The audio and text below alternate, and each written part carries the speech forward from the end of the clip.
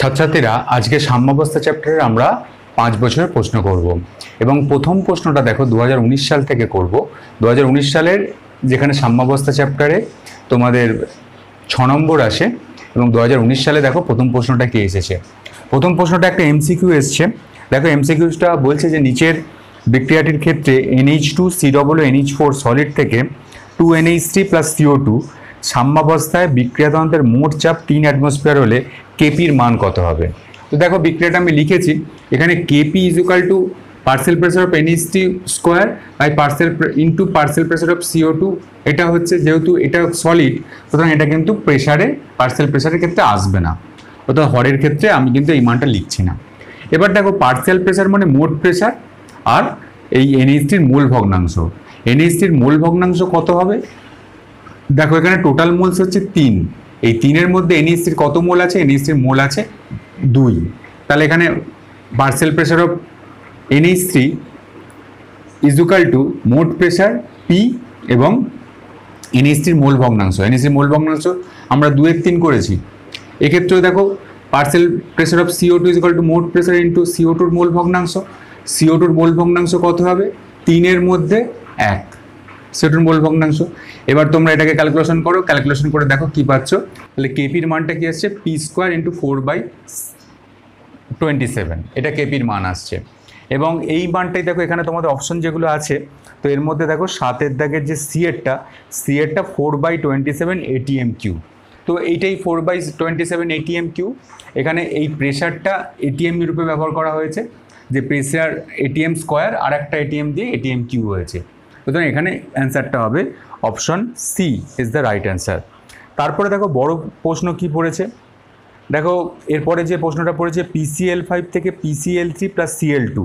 তো এখানে দেখো PCl5 এই একটা বিক্রিয়া দিয়েছে, PCl5 থেকে PCl3 + Cl2 এই বিক্রিয়াটা দিয়েছে। এই বিক্রিয়াটার সাম্যাবস্থায় উষ্ণতা স্থির রেখে স্থির চাপে এবং স্থির আয়তনে পৃথকভাবে ক্লোরিন গ্যাস এবং নাইট্রোজেন গ্যাস যোগ করা হলো। তো দেখো ক্লোরিন গ্যাস যদি আমি যোগ করি তাহলে কি হবে? এখানে বিক্রিয়াত পদার্থের পরিমাণটা বাড়ছে, আর বিক্রিয়াত পদার্থের পরিমাণ যদি বাড়ে তাহলে কিন্তু সিস্টেম চাইবে যে বিক্রিয়াত পদার্থের পরিমাণটাকে কমাতে। বিক্রিয়াত পদার্থের পরিমাণটা কীভাবে কমাবে?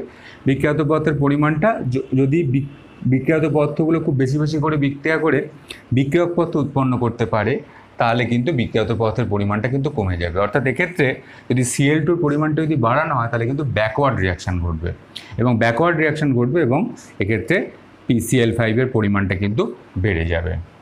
ঠিক আছে, এবার দেখো বলছে যে নাইট্রোজেন গ্যাস যোগ করলে, তো নাইট্রোজেন গ্যাস এখানে ইনার্ট গ্যাস তো দুরকমভাবে যোগ করা যায়, যে স্থির চাপে আমরা যোগ করেছি এবং স্থির আয়তনে আমরা যোগ করেছি। নাইট্রোজেন গ্যাস যদি তুমি যোগ করো তাহলে কিন্তু এটা ইনার্ট গ্যাস যোগ করছো। এখানে যদি তুমি যদি স্থির চাপে যোগ করো তাহলে একটা পরিবর্তন হবে নাইট্রোজেন গ্যাসটা, আর স্থির আয়তনে যোগ করলে একটা পরিবর্তন হবে। স্থির আয়তনে যখন যোগ করছো তখন কিন্তু চাপটা পরিবর্তন হচ্ছে, মোট চাপটা পরিবর্তন হচ্ছে, এবং মোট চাপটা পরিবর্তন হলেও কিন্তু আংশিক চাপটা কিন্তু স্থির থাকছে। অর্থাৎ স্থির আয়তনে যদি আমরা নিষ্ক্রিয় গ্যাস যোগ করি তার কিন্তু কোনো প্রভাব নেই, আর স্থির চাপে যদি যোগ করি তাহলে চাপটা স্থির থাকলেও আংশিক চাপের মানটা কিন্তু পরিবর্তন হয়। এবং সেক্ষেত্রে বিক্রিয়া এমন দিকে যাবে, স্থির চাপে যদি আমরা নাইট্রোজেন গ্যাসটা যোগ করি তাহলে বিক্রিয়া এমন দিকে যাবে তাহলে যেদিকে গেলে মোল সংখ্যাটা হ্রাস পায়। মোল সংখ্যা হ্রাস পায় কোন দিকে? দেখো মোল সংখ্যা হ্রাস পায় বিপরীত দিকে, কারণ এদিকে 1 মোল এদিকে 2 মোল, তাহলে বিপরীত দিকে মোল সংখ্যাটা হ্রাস পায় এবং এক্ষেত্রে বিপরীত বিক্রিয়াটা হবে এবং PCl5-এর পরিমাণটা বাড়বে। তাহলে বুঝতে পারলে নাইট্রোজেন গ্যাসটা দুরকম প্রভাবে আমরা যোগ করতে পারি। নাইট্রোজেন গ্যাস হচ্ছে একটা নিষ্ক্রিয় গ্যাস, স্থির আয়তনে যদি যোগ করি তাহলে নাইট্রোজেন গ্যাস যোগ করার কোনো প্রভাব ওই সিস্টেমে থাকবে না। স্থির চাপে যদি যোগ করি তাহলে বিক্রিয়াটা এমন দিকে যাবে যেদিকে গেলে মোল সংখ্যাটা হ্রাস পায়। মোল সংখ্যাটা হ্রাস পায় কোথায়? ব্যাকওয়ার্ড রিয়াকশানে, সুতরাং ব্যাকওয়ার্ড রিয়াকশানটা সম্পন্ন হবে। ঠিক আছে, তো এরপরে দেখো যে পরের প্রশ্ন বলেছে যে খাদ্য লবণ প্রস্তুতির সময় সমুদ্রের জলকে বস্তুগত করে উপযুক্ত গাঢ়ত্বে তার মধ্যে HCl গ্যাস চালনা করা হয়, ঘটনাটি ব্যাখ্যা করো। এটা কমন আয়ন এফেক্ট বলতে পারো। খাদ্য লবণ তো NaCl যখন আয়নে ভাঙে তাহলে কীভাবে ভাঙবে? Na+Cl-। তখন এবার এই আয়নে যাতে খুব একটা ভাঙতে না পারে তাই জন্য কিন্তু আমরা HCl যোগ করে দিই। HCl যোগ করলে কি হয়, H প্লাস আর Cl মাইনাস আয়ন সৃষ্টি হয়। এবার দেখো Cl মাইনাস আয়নের গাঢ়ত্ব বেড়ে যাচ্ছে, Cl মাইনাস আয়নের গাঢ়ত্ব বেড়ে গেলে এখানে কিন্তু ব্যাকওয়ার্ড রিয়াকশানটা ঘটবে এবং NaCl এর যে বিয়োজনটা কিন্তু কম হবে। আর সেটাই আমরা চাইছি যে এখানে NaCl এর বিয়োজনটা কম হোক। NaCl যদি ভেঙেই যায় তাহলে আমরা কি করে মানে আমরা NaClটাকে ব্যবহার করব। সুতরাং এই কমন আয়ন এফেক্ট এই প্রক্রিয়াটাকে কাজে লাগিয়ে আমরা কিন্তু খাদ্য লবণ প্রস্তুতির সময় সমুদ্রের জলকে বাষ্পীভূত করে উপযুক্ত গাঢ়তে তার মধ্যে HCl গ্যাস চালনা করি এবং যাতে NaCl এর বিয়োজনটা হ্রাস পায়। ভালো করে করবে। এরপরের দেখো প্রশ্নটা দিয়েছে অসওয়াল্ডের লঘুকরণ সূত্রটি বিবৃত করো। এটা তোমরা করবে অসওয়াল্ড লঘুকরণ সূত্রটা, যে দ্রবণের লঘুতার সঙ্গে সঙ্গে দ্রবণের বিয়োজন মাত্রাটা বৃদ্ধি পায় নির্দিষ্ট উষ্ণতায়। এটাই হয়েছে। তোমরা অসওয়াল্ড লঘুকরণ সূত্রটা ভালো করে করবে, গাণিতিক রূপটা প্রতিষ্ঠা করো, এটাও তোমরা নিশ্চয়ই নোট করেছো, এটা তোমরা ভালো করে করবে। তারপরের প্রশ্নটা দেখো H2 প্লাস I2 থেকে 2HI এই বিক্রিয়াটির কেপি ও কেসির মধ্যে সম্পর্কটি লেখো। তো দেখো এক্ষেত্রে তোমরা কেপি আর কেসির মধ্যে সম্পর্ক কি, KP is equal to KC RT delta N, এটা খুব ভালো করে সম্পর্কটা করবে, এখান থেকে পরীক্ষায় প্রশ্ন আসে। এবার বলেছে দেখো বিক্রিয়া কি বলেছে, বিক্রিয়া বলেছে H2 প্লাস I2 2HI। এখানে ডেল্টা এন মানে কি, ডেল্টা এন মানে বিক্রিয়ত পদার্থের মোল সংখ্যা মাইনাস বিক্রিয়ক পদার্থের মোল সংখ্যা। তাহলে এখানে ডেল্টা এনের মান কত, ডেল্টা এনের মান হচ্ছে এখানে 0, কারণ বিক্রিয়ত পদার্থের মোল সংখ্যা 2 আর বিক্রিয়ক পদার্থের মোল সংখ্যা 2, তাহলে ডেল্টা এনের মান 0। তাহলে কেপি ইজুকাল টু কী হবে, KC into RT to the power 0, RT to the power 0 মানে 1, তাহলে KP is equal to KC into RT, এই হচ্ছে সম্পর্ক, KP is equal to KC into RT, ব্যাস এটা লিখে দেবে। তারপরে প্রশ্নটা দেখো সোডিয়াম অ্যাসিটেটের জলীয় দ্রবণের প্রকৃতি আম্লিক না ক্ষারীয়। তো এই প্রশ্নের উত্তর তোমরা নিশ্চয়ই জানো। সোডিয়াম অ্যাসিটেট এই যে লবণটা, এই লবণটা উৎপত্তি হয়েছে একটা তীব্র ক্ষার সোডিয়াম হাইড্রোক্সাইড, একটা মৃদু অ্যাসিড অ্যাসিটিক অ্যাসিড থেকে।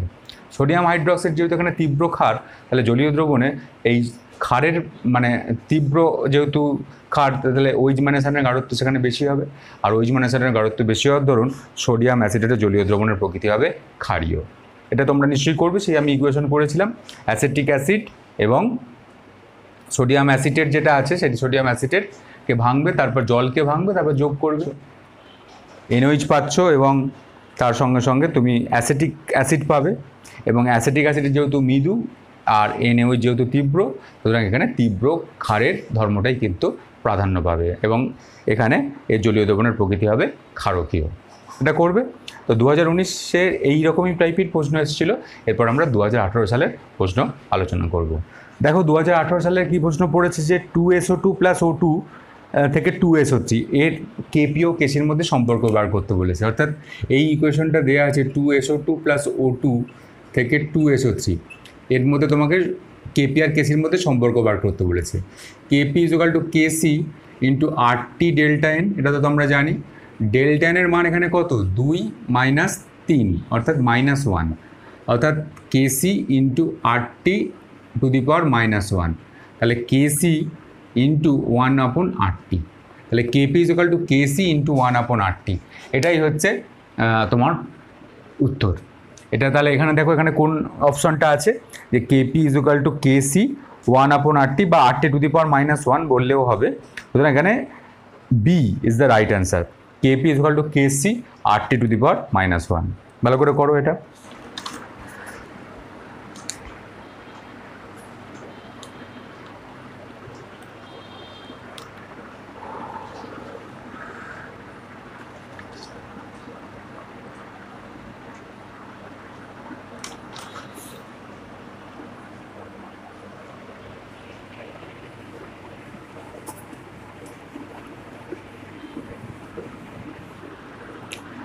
এর পরের প্রশ্নটা দেখো যে ভরক্রিয়া সূত্রটি বিবৃত করো। এটা তোমরা নিশ্চয়ই পারবে।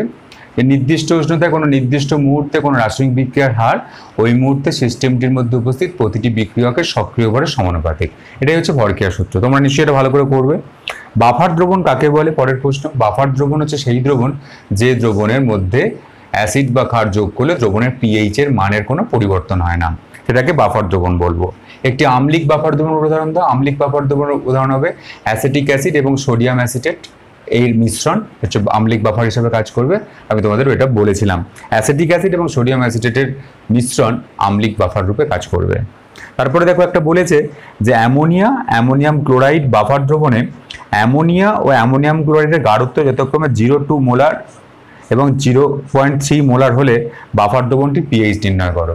তো পিএইচ, এখানে পিএইচ বার করতে বলেছে। PH is equal to, buffer দ্রবণের পিএইচ এর ফর্মুলা আছে, এটা Henderson equation, pH equal to pKb plus log concentration of salt by concentration of base. এখানে অ্যাসিড ও বেসের ক্ষেত্রে কাটে, যদি অ্যাসিড হতো তাহলে এখানে এ হতো পিকে, আর এখানে অ্যাসিড হতো। এটা হেন্ডারসন সমীকরণ, তোমরা যদি করে থাকো তাহলে বুঝতে পারবে। তো হেন্ডারসন সমীকরণে এইটাই হচ্ছে হেন্ডারসন সমীকরণ।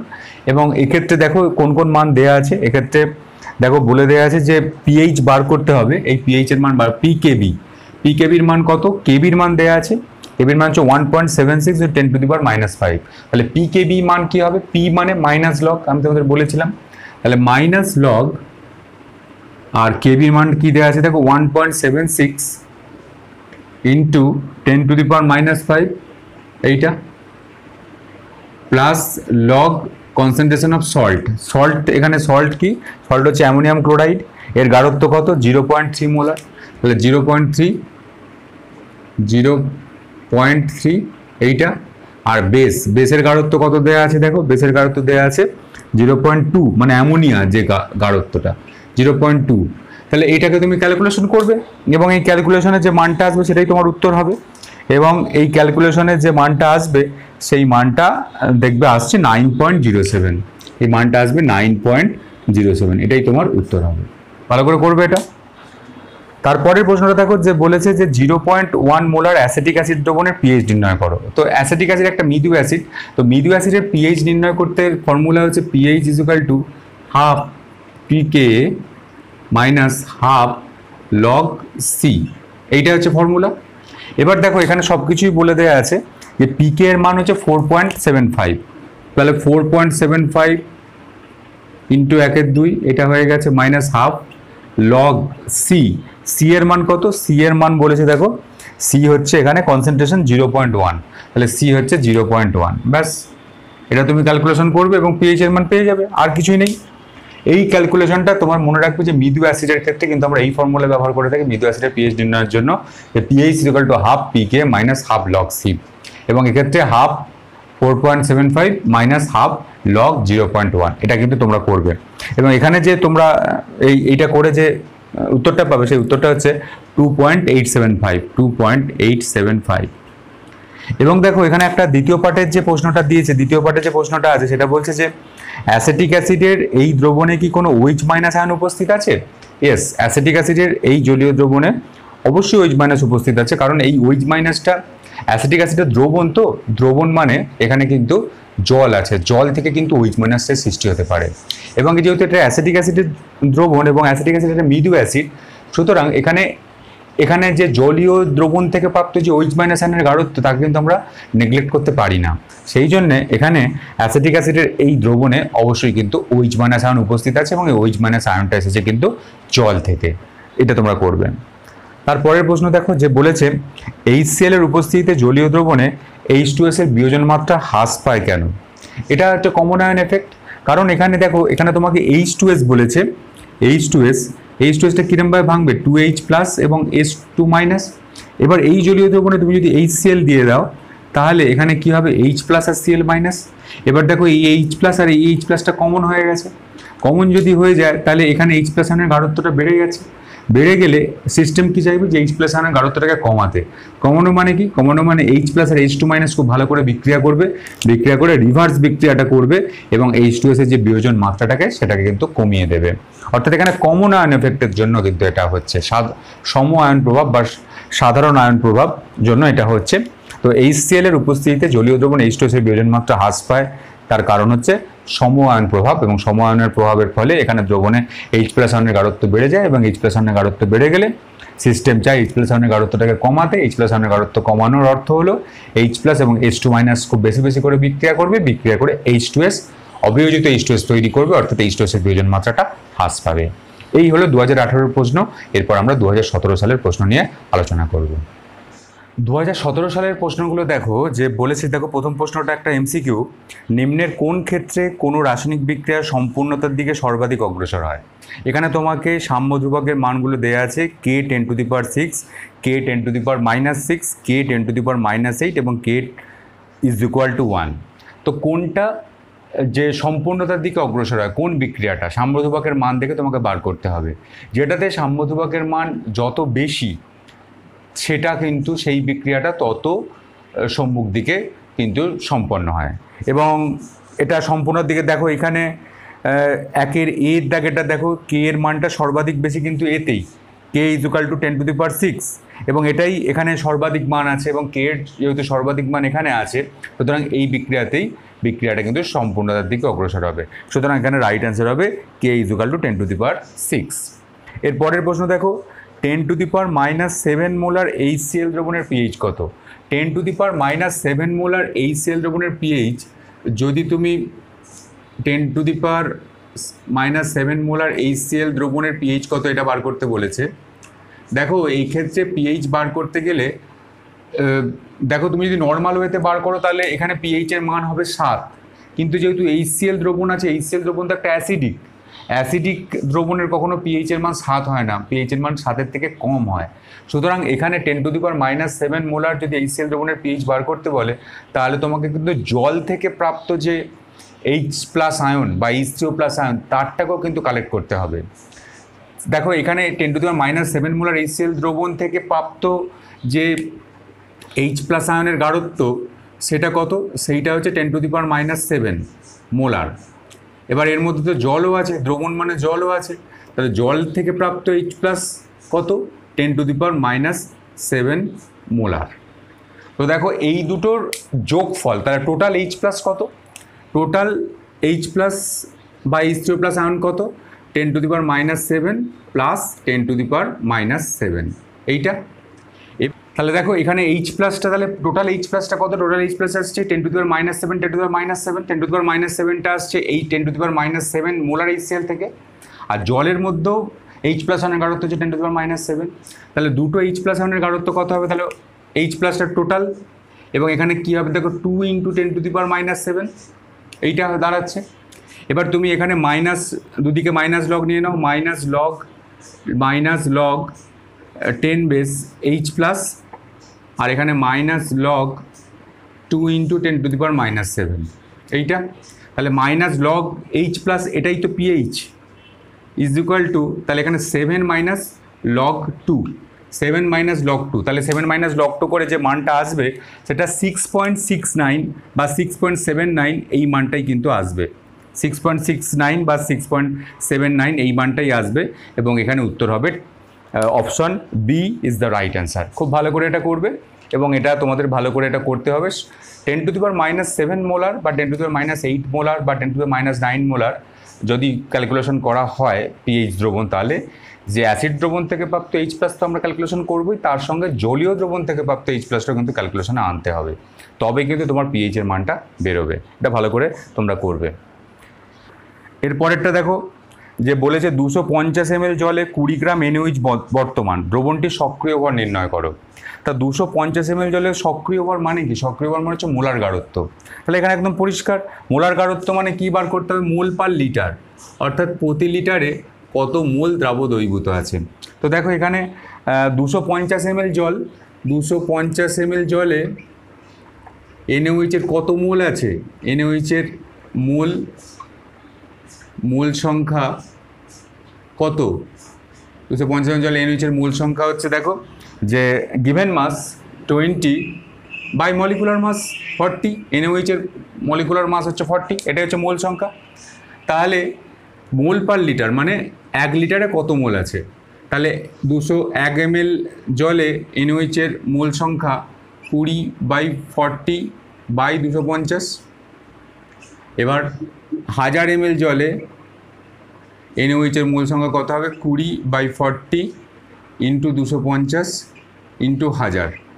ক্যালকুলেশন করো, এটা হচ্ছে 4, 10, 2, তাহলে 2 মোল পার লিটার।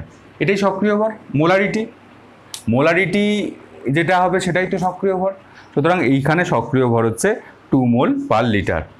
তারপরে প্রশ্নটা দেখো, লা সাতেলিয়ারের নীতিটি উদাহরণ সহযোগে বিবৃত করো। এটা তোমরা জানো যে লা সাতেলিয়ারের নীতি, যখন কোনো সিস্টেম সাম্যাবস্থায় থাকে তখন সাম্যাবস্থা নিয়ন্ত্রণকারী শর্তগুলো যদি পরিবর্তন করা হয় বা পরিবর্তন করার চেষ্টা করা হয়, তাহলে বিক্রিয়াটা এমন দিকে যাবে যেদিকে গেলে সেই পরিবর্তনজনিত প্রভাব যতদূর সম্ভব প্রশমিত হয়। এটা তোমরা খুব ভালো করে করবে, এটা ভালো করে করতে হবে। তারপরে দেখো যেটা বলেছে যে N2 + 3H2 = 2NH3। এটা সিস্টেমের মোট চাপ, এই অঙ্কটা একটু করতে হবে। সিস্টেমের মোট চাপ P এবং NH3 এর মোল ভগ্নাংশ X। এখন বিক্রিয়াটি KP-কে X এবং P এর সাপেক্ষে প্রকাশ করো, যেখানে X এর মান অত্যন্ত ক্ষুদ্র। এই মানটা তোমাদের করতে হবে। দেখো এখানে বলেছে বিক্রিয়াটা N2 + 3H2 = 2NH3, এইটা বলেছে। এবার দেখো সিস্টেমটার মোট চাপ P, মোট টোটাল প্রেশার হচ্ছে P, টোটাল প্রেশার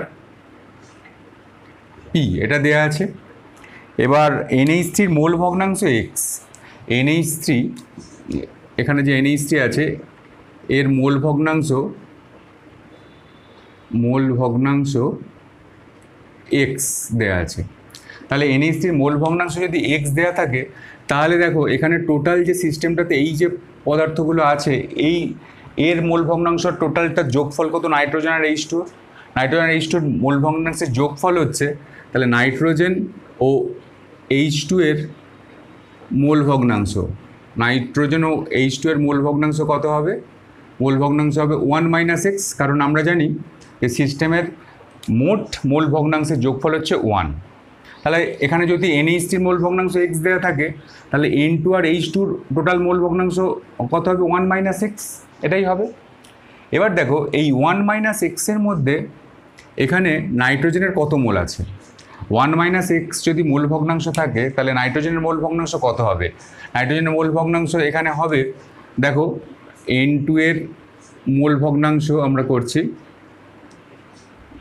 N2 এর মোল ভগ্নাংশ এক্ষেত্রে কত হবে? এক্ষেত্রে দেখো 1 - X আমি করলাম, নাইট্রোজেনের এখানে আছে 1 মোল, মানে এখানে 1 করছি, আর টোটাল মোল হচ্ছে 3 আর 1 4, তাহলে 1 এর 4। তাহলে N2 এর মোল ভগ্নাংশ হচ্ছে 1 - X, এটা তো পাচ্ছি। এবার এই অনুপাতিক ভাগার তোমার যে অঙ্কগুলো করেছিলে সেরকমভাবে করো, যে নাইট্রোজেন আর হাইড্রোজেনের মোট মোল সংখ্যা হচ্ছে 4, তো 4-এর মধ্যে 1, মোট 4-এর মধ্যে 4 মোলের মধ্যে 1 মোল হচ্ছে নাইট্রোজেনের, 1-এ কত আর 1 - X-এ কত, তাহলে এটাই হচ্ছে মোল ভগ্নাংশ 1 - X × 1/4, এটা হচ্ছে নাইট্রোজেনের মোল ভগ্নাংশ। আর H2 এর মোল ভগ্নাংশ কত? হাইড্রোজেনের মোল ভগ্নাংশ 1 - X × 3 এর 4, এটা হচ্ছে মোল ভগ্নাংশ। এবার দেখো তোমাদের বলেছে যেটা, যে কেপি মানে কি? কেপি, এ কথার অর্থ হচ্ছে কেপি, এই বিক্রিয়াটাকে প্রকাশ করো P⁴NH3² বাই P⁴N2 × P⁴H2 এর টু দি পাওয়ার কিউব, এইটা। এবার তোমরা দেখো এখানে প্রেশার অফ NH3, প্রেশার মানে পার্সিয়াল প্রেশার মানে কি? পার্সিয়াল প্রেশার মানে হচ্ছে মোট প্রেশার ইন্টু তার মোল ভগ্নাংশ, এটা তোমাদের বলেছিলাম। তো এখানে মোট প্রেশার কত? মোট প্রেশার হচ্ছে P, আর NH3 মোল ভগ্নাংশ কত? NH3 মোল ভগ্নাংশ হচ্ছে X, এটার টোটালটা স্কোয়ার। আর এখানে N2 টোটাল প্রেশার, মোট প্রেশার, আর PN2-র জায়গায় আমি লিখতে পারি টোটাল প্রেশার ইন্টু N2-র মোল ভগ্নাংশ। N2-র মোল ভগ্নাংশ কত? 1 - X/4, এইটা। আর এখানে H2-র মোল ভগ্নাংশ, এখানে টোটাল প্রেশার ইন্টু এর মোল ভগ্নাংশ কত? 1 - X 3/4 এর কিউব, 1 - X 3/4 এর কিউব। তো দেখো এইভাবে এটাকে তুমি ক্যালকুলেশন করবে, এটাকে ক্যালকুলেশন করলেই তুমি এখানে যে মানটা পাবে সেই মানটা দাঁড়াবে, দেখবে এখানে তুমি ক্যালকুলেশন করবে, এই মানটা যেটা আসছে 256x² 256x² by 27 1 - X ⁴ P², এই মানটা আসবে এই ক্যালকুলেশনটা করলে।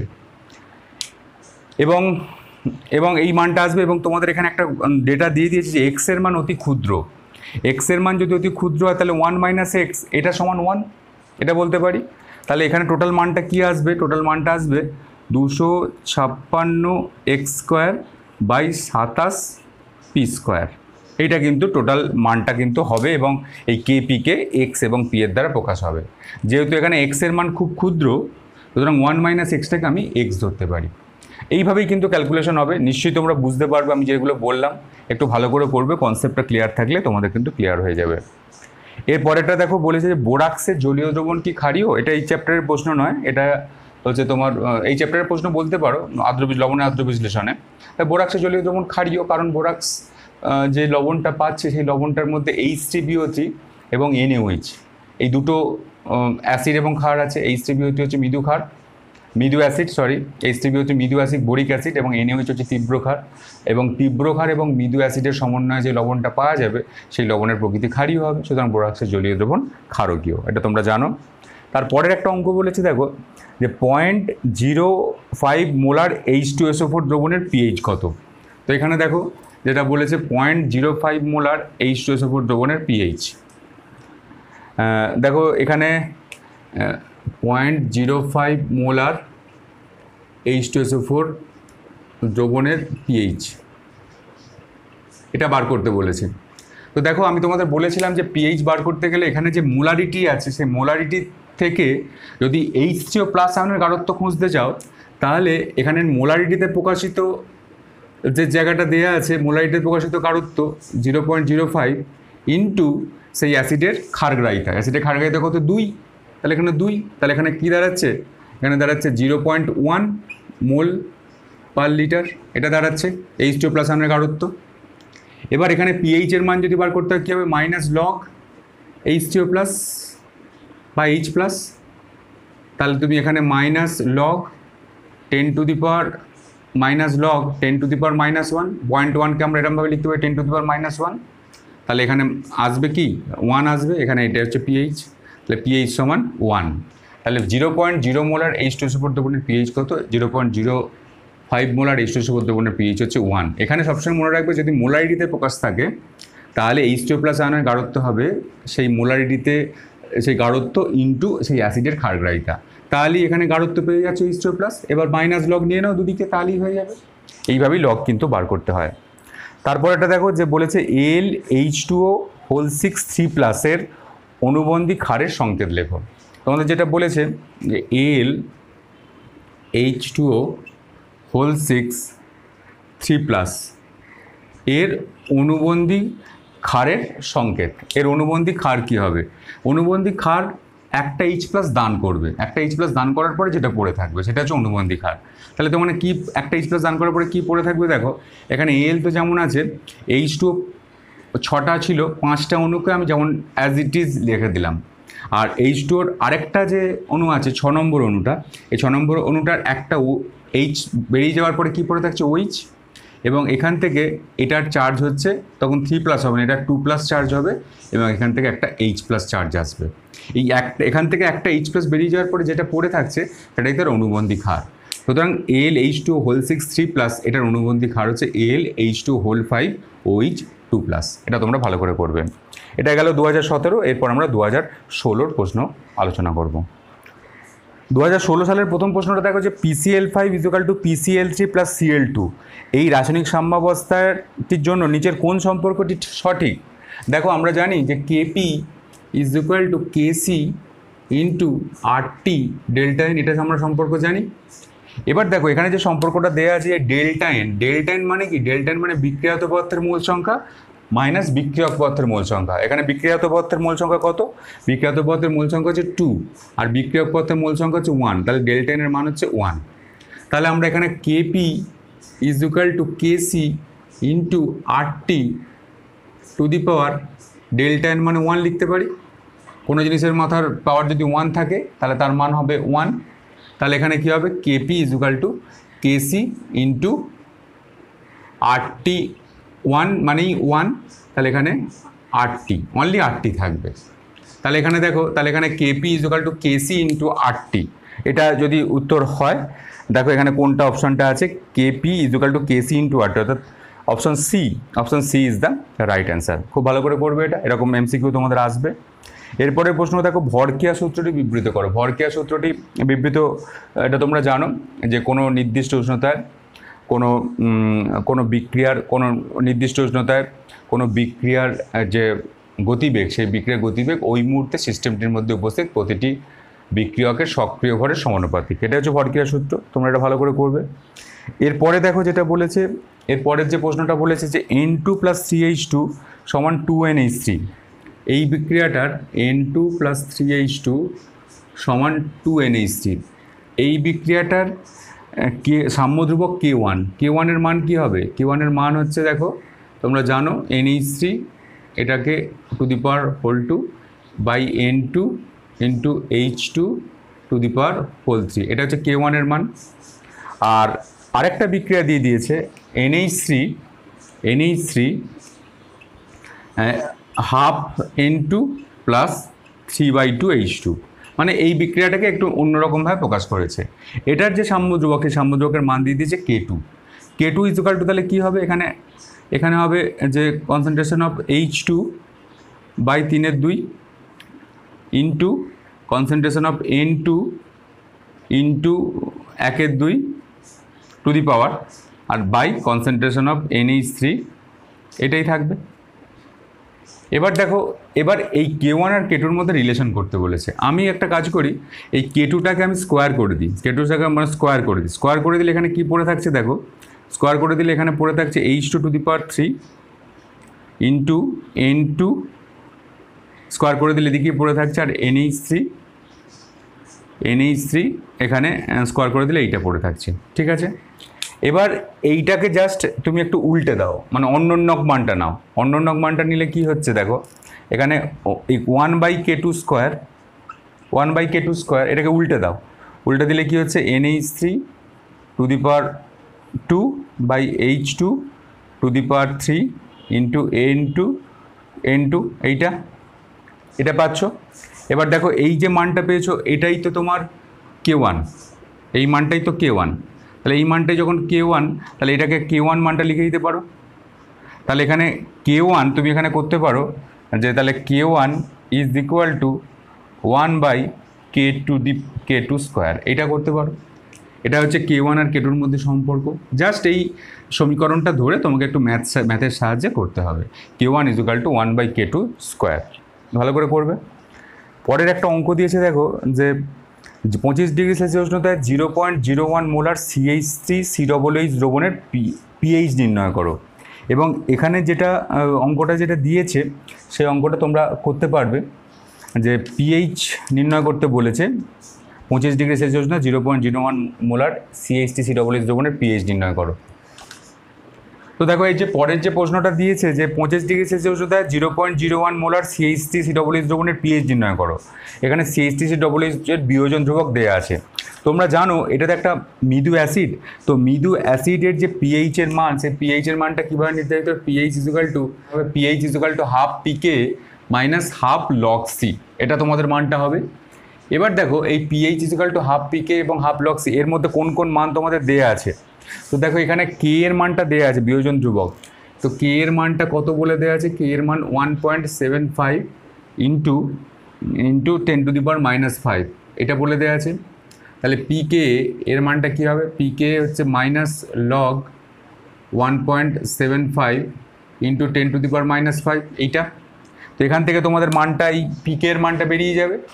আর log C, এই log C এর মানটাও কিন্তু বলে দেওয়া আছে যে log C এর মানটা, মানে C এর মানটা হচ্ছে কত? 0.01 মোলার, এখানে গাঢ়ত্ব। তাহলে এখানে pH ইজুকাল টু কী হবে? pH ইজুকাল টু PK মানে minus log 1.75 into 10 to the power -5 minus half log C concentration কত? 0.01। জাস্ট এটা ক্যালকুলেশন করবে, তাহলেই pH এর মান বেরিয়ে যাবে। এই ফর্মুলাটা খেয়াল রাখবে, মৃদু অ্যাসিডের pH এর মানটা কীভাবে বার করা হয়। pH equal to half PK minus half log C, তোমাদের আমি করিয়েছিলাম।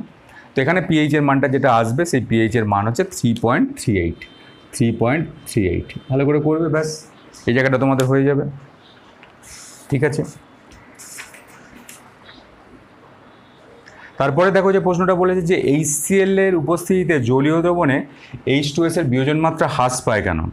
তো HCl এর উপস্থিতিতে জলীয় দ্রবণে H2S এর বিয়োজন মাত্রা হ্রাস পায়, এর প্রধান কারণ হচ্ছে কমন আয়ন এফেক্ট।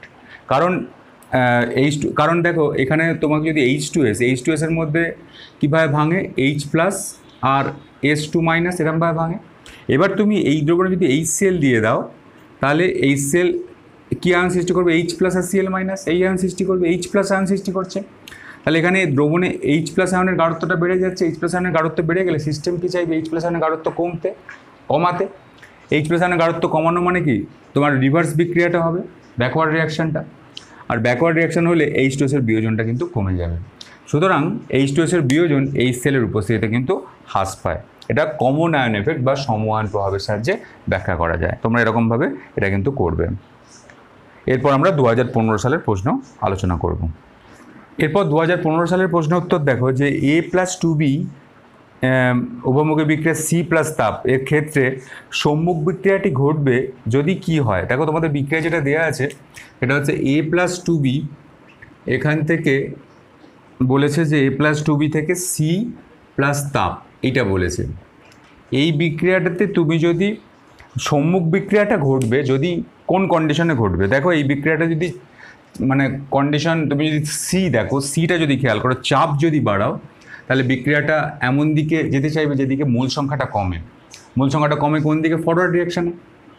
তার চাপ এখানে বাড়াতে হবে, কারণ চাপ বাড়ালে বিক্রিয়াটা এমন দিকে যাবে যেদিকে মোল সংখ্যা কমে, মোল সংখ্যা সম্মুখ দিকে কমে, তাহলে চাপটা তুমি বাড়ালে।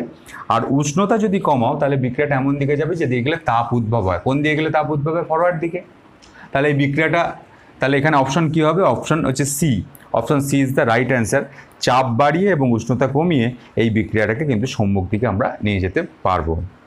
এর পরেরটা দেখো 9-এর যেটা বলেছে 2015-র যেটা পরেরটা যেটা বলেছে যে 4NH3 প্লাস 5O2 এখান থেকে 4NO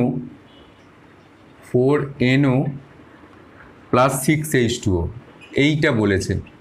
এই বিক্রিয়াটায় কেপি এবং কেসির রাশিগুলো লেখো। এই বিক্রিয়াটা তোমরা পারবে, কেপি এবং কেসি রাশিটা, এবং এদের মধ্যে সম্পর্ক স্থাপন করো। কেপি কেসি রাশি লিখবে এবং সম্পর্ক কিভাবে হবে, KP is equal to KC RT delta N, এটাই তো সম্পর্ক। তো কেপি কেসি এখানে RT ডেল্টা এনের মান হবে কত, 6×4=10 থেকে 9 বিয়োগ 1, তাহলে 1, তাহলে KP is equal to KC into RT, এটাই কিন্তু সম্পর্ক হবে। আর সম্পর্কটা তোমরা নিজেরা এটা লিখতে পারবে যে কেপির মানটা পার্সিয়াল প্রেশার দ্বারা প্রকাশ করবে আর কেসির মানটা কনসেন্ট্রেশন দ্বারা প্রকাশ করবে, তাহলেই হবে। এরপরে দেখো বলেছে দ্রাব্যতা গুণফল কাকে বলে। দ্রাব্যতা গুণফলের সংজ্ঞা আছে, সংজ্ঞাটা তোমরা করবে। সংজ্ঞাটা তোমাদের খুব ভালো করে করিয়েছিলাম, তোমাদের নিশ্চয়ই সেটা লিখে নিয়েছো। এর পরের প্রশ্নটা বলেছে দেখো দুয়েরটা যে এই 0.2 মোলার মোল পার লিটার মাত্রা ClCH2 জলীয় দ্রবণের pH 1.7 হলে অ্যাসিডটির বিয়োজনের মাত্রা নির্ণয় করো। তো দেখো এক্ষেত্রে যেটা আমরা করব সেটা হচ্ছে বিয়োজন মাত্রা যদি আলফা হয়, তো আমরা জানি যে pH ইজ ইকুয়াল টু, বিয়োজন মাত্রা যদি আলফা হয় তাহলে -log C আলফা, এটাই হচ্ছে pH এর মান। তো দেখো এখানে বিয়োজন মাত্রাটা আমি আলফা ধরে নিয়েছি, আর এই বিয়োজন মাত্রাই তোমাকে বার করতে চেয়েছে যে আলফার মানটা কত, আর কনসেন্ট্রেশনের মানটা বলে দিয়েছে, pH এর মানটাও বলে দিয়েছে। pH এর মানটা কত, pH এর মানটা হচ্ছে 1.7, আর কনসেন্ট্রেশনের মান কত, কনসেন্ট্রেশনের মান হচ্ছে দেখো তোমাকে বলে দিয়েছে 0.2 মোলার, তাহলে 0.2 ইন্টু আলফা, তাহলে খালি এখানে আলফার মানটা বাকি আছে। এই আলফার মানটা তুমি যদি ক্যালকুলেশন করো, এখান থেকে ক্যালকুলেশন করলেই তোমার মানটা বেরিয়ে যাবে। এই ক্যালকুলেশনটা তোমরা নিজেরা করবে, অঙ্কের যুক্তি দিয়ে অঙ্কর মতো করে করবে, এবং এখানে আলফার মানটা যেটা আসবে বিয়োজন ধ্রুবক সেটা হচ্ছে 0.998, এটা হচ্ছে আলফার মানটা আসবে। এটা ভালো করে করবে যে pH এর মান কত হবে। আচ্ছা, এরপর একটা অঙ্ক দেখো, যেটা অঙ্কটা আমি প্রথম অঙ্কটা করছি যে 1 লিটার 0.1 মোলার CH3COOH এ কী পরিমাণ CH3COON যোগ করতে হবে যাতে দ্রবণের pH এর মান 4 হয়। তো এটা তোমরা জানো এটা একটা বাফার দ্রবণ, কারণ CH3COOH এবং CH3COON আছে, অর্থাৎ এটা হচ্ছে অ্যাসিটিক অ্যাসিড এবং সোডিয়াম অ্যাসিটেট, এটা একটা বাফার দ্রবণ।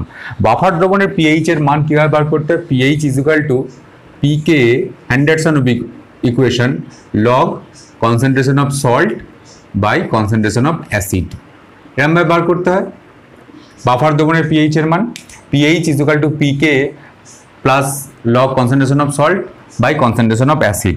এবার তুমি দেখো এই ক্ষেত্রে পিএইচ এর মান বলে দিয়েছে 4, আর দেখো পিকে এর মানটা মাইনাস লগ, এটা ক্যালকুলেশন করবে, কে এর মান বলে দিয়েছে, তাহলে পিকে এর মানটা মাইনাস লগ 1.8 ইন্টু 10⁻³ এটা হচ্ছে। এবার দেখো তোমাকে বলেছে যে লগ সল্টের CH3OON এই মানটাই বার করতে বলেছে, এখানে সল্ট মানে CH3OON এর গাঢ়ত্বটা বার করতে হবে, এবং এখানে অ্যাসিডের গাঢ়ত্বটা তোমাকে বলে দিয়েছে। অ্যাসিডের গাঢ়ত্বটা কত দেখো, যে 0.1 মোলার, তাহলে 0.1, ব্যাস। এখান থেকে তুমি এই লগ কনসেন্ট্রেশন এর মানটা তুমি বার করবে। বাদ বাকি এটা পুরোটাই অঙ্কের ব্যাপার। এখান থেকে কিভাবে বার করবে নিশ্চয়ই বার করতে পারবে। এই কনসেন্ট্রেশন অফ CH3OON এর মানটা যেটা বার হবে সেটাই তোমার কিন্তু সঠিক উত্তর হবে।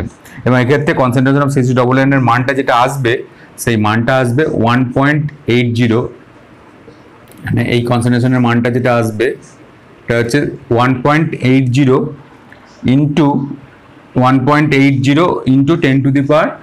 10⁻² মোল পার লিটার, এই মানটা আসবে। এইভাবেই করবে। তো দেখো এইভাবেই আমরা কিন্তু অনেকগুলো চ্যাপ্টার করলাম, অনেকগুলো প্রশ্ন উত্তর আলোচনা করলাম আমরা 2019 থেকে একদম 2015 পর্যন্ত, 2015, 16, 17, 18, 19 5 বছর আমরা প্রশ্ন উত্তর আলোচনা করলাম।